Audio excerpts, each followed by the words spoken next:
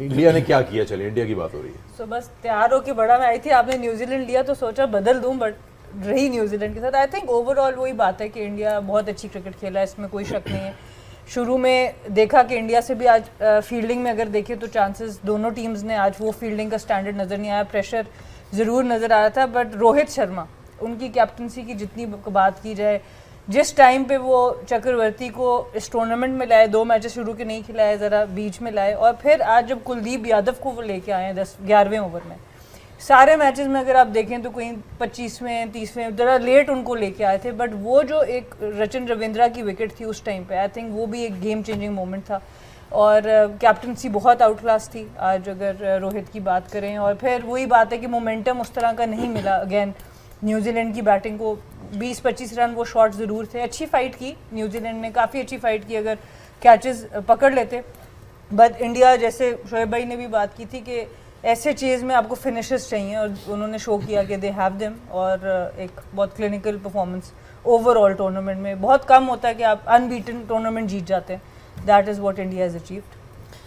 रोहित शर्मा की इन्होंने कैप्टनसी की बात की, आज उन्होंने जिस तरह की इनिंग्स खेली, वही बात आ जाती है कि ऐसे प्लेयर हैं जो हमेशा बड़ी स्टेज पे आके परफॉर्म करते हैं। एंड ऑल्दो टारगेट शायद उस तरह से नहीं था, बट उनकी गेम चेंज नहीं होती। He is very clear in the way he wants to approach his game, and despite the fact that he is the captain, कभी प्रेशर में नज़र नहीं आए, कभी नहीं लगा कि कुछ किसी किस्म के कोई नर्वस नज़र आ रहे हैं, बड़ी स्टेज है, ऐसा कुछ नहीं।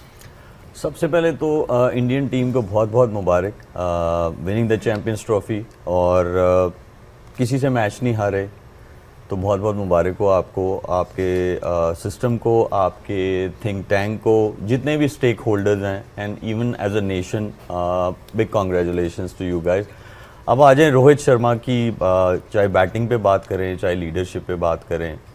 देखें, सिंपल फॉर्मूला उन्होंने अपनाया था 2023 में जब वो फाइनल हारे थे।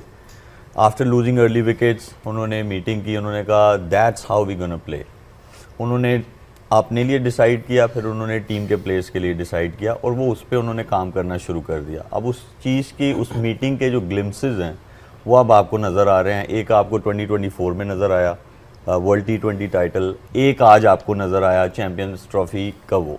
देखें, अब इसकी अगर थोड़ी बैकग्राउंड में चले जाएं तो वो ये है कि जब आप कोई चीज़ डिसाइड करते हैं या आप कोई चीज़ ठानते हैं तो फिर उस पर आपको स्टिक रहना पड़ता है, उसके रिजल्ट्स आपको नज़र आते हैं, जो कि हमें नज़र आ रहे हैं, और ये प्राइम एग्जांपल है। अब आ जाए उनकी बैटिंग पे, तो उन्होंने अपने लिए रोल डिफ़ाइन किया हुआ था, ठीक है, रिमार्केबल इनिंग्स, फाइनल मैच हो, आप चेज़ कर रहे हो, और चेजिंग भी ऐसा हो कि आपके हाथ में मैच आ जाए, फिर भी you are playing how you have decided couple of years ago. फिर उसके अगली साइड पे आ जाएं तो ट्रस्ट योर प्लेयर्स, जिनको आपने ट्रस्ट किया है, उनको एम्पावर किया है, उनको मैसेज दिया हुआ है, it's players responsibility to evolve with the game. इसीलिए आप उनके इंटरव्यूज़ में भी देखें तो वो आपको क्या कहते हैं, वो एक ही चीज़ नज़र आती है, that I have full faith in my players. ये बहुत इंपॉर्टेंट है, फेथ भी है और उनके पास स्किल्स भी हैं जो उनके प्लेयर्स हैं, और उनको बनाया भी गया है, उनको प्लेटफॉर्म्स दिए गए हैं जहाँ पे उन्होंने वो स्किल को इम्प्रूव किया है, प्रेशर में कैसे डील करना है, तो उन्होंने एक प्रॉपर होमवर्क करके जो है यहाँ आए हैं, इसलिए अनबीटन है। उन्होंने सेकंड बारी भी ली, उन्होंने पहली बारी भी ली, उनको बीच में दूसरी टीम्स ने प्रेशराइज भी किया, उनके आउट करके भी किया, उनको अच्छे जो है बैटिंग में भी प्रेशराइज किया उनको, but they were keep coming back in a game, और सारे गेम्स में आए। तो वो इसीलिए आप आते हैं कि जब आपका होमवर्क पूरा होता है और जब आपने पूरी प्रिपरेशन की होती है, इसीलिए मेरे ख्याल में वो आज टीम जो है वो इस जगह पे खड़ी हुई है।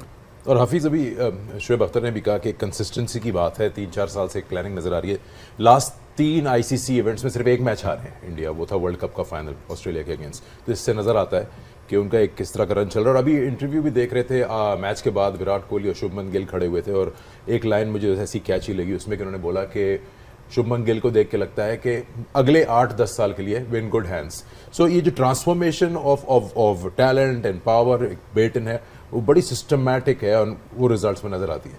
देखिए, उनका सिस्टम आपको बता रहा है। सबसे पहले तो मैं समझता हूँ कि इंडिया को मुबारकबाद देनी चाहिए कि जिस तरीके से उन्होंने एक यहाँ पे क्रिकेट खेली। एज ए फ़ैन हमें बहुत खुशी हुई कि एक अच्छी टीम सब कॉन्टिनेंट की वो डोमिनेट कर रही है because of the good skills. तो उनके सिस्टम की रिफ्लेक्शन है और कुछ भी नहीं है, उनके सिस्टम की राइट वे में राइट प्लानिंग की मैं बात करूँगा। और मैं पहले कह चुका हूँ, दोबारा उसको दोहराऊंगा कि India is playing for a cause and that cause was to win ICC trophies. It never happened before that consistently and this bunch of players wanted to do that to inspire new generation and they extremely justifying their talent, क्योंकि जो इनका talent है वो ICC trophy जीतने वाला है white ball cricket में, और वो जस्टिफाई कर रहे हैं अपने टैलेंट को कि हम लोग आईसीसी ट्रॉफी जीतेंगे। That gives a strong legacy to the coming generations, number 1, number 2 attracts a lot of sponsorship for the right reason. अस्सलामुअलैकुम दोस्तों, जैसा कि आप सब जानते हैं कि चैम्पियन ट्रॉफ़ी अब ख़त्म हो चुकी है और चैम्पियन ट्रॉफ़ी की ट्रॉफ़ी इंडियन टीम अपने घर लेकर जा चुकी है। अब इंडियन टीम के पास टोटल 6 आईसीसी ट्रॉफ़ीज़ हो चुकी हैं, जबकि पाकिस्तान के पास सिर्फ 5 हैं। इंडिया वर्सेस न्यूजीलैंड फाइनल में रोहित शर्मा ने बहुत अच्छी परफॉर्मेंस दिखाई, लेकिन शुभमन गिल, विराट कोहली ये ज़्यादा देर चल ना सके, जिससे कि हम कुछ टाइम के लिए समझ सकते हैं कि वो मैच पूरी तरह से फंस चुका था, क्योंकि न्यूजीलैंड की फील्डिंग तो आप सब जानते ही हैं कि बहुत ज़्यादा अच्छी है। लेकिन आखिरकार केएल राहुल और हार्दिक पांड्या ने बहुत अच्छी पार्टनरशिप लगाई और इंडिया को जीत के करीब कर दिया। इंडियन टीम के जीतने से ओबियसली कुछ लोग तो बहुत ज़्यादा खुश हैं, लेकिन वहीं कुछ लोगों का कहना है कि ये चैम्पियन ट्रॉफ़ी फेयर तरीके से नहीं खेली गई, क्योंकि बीसीसीआई ने फिक्सिंग करवाई है और ये ट्रॉफ़ी जानबूझकर अपने घर ले गए हैं।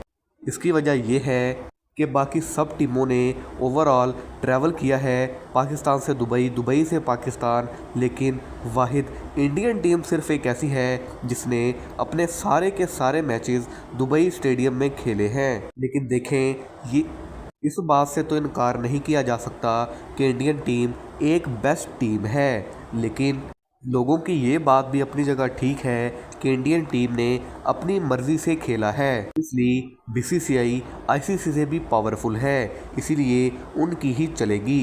कहने को तो चैम्पियन ट्रॉफ़ी के होस्ट पाकिस्तानी थे, लेकिन मनमानी हमेशा बीसीसीआई ने अपनी की है। लेकिन जो भी हो, अब इंडिया फाइनल जीत चुका है और चैम्पियन ट्रॉफ़ी अपने घर लेकर जा चुका है। अब चैम्पियन ट्रॉफ़ी ख़त्म होने के बाद टेस्ट मैचेस का आगाज़ होने जा रहा है। 16-17 मार्च से पाकिस्तान के टेस्ट मैचेस शुरू हो रहे हैं, जबकि इसके चंद दिन बाद इंडियन टीम के भी टेस्ट मैचेस का आगाज़ होने जा रहा है और उसी के साथ साथ आईपीएल और पीएसएल भी नज़दीक आते जा रहे हैं। लेकिन देखना अब ये है कि उनमें से कौन सी टीम जीतेगी।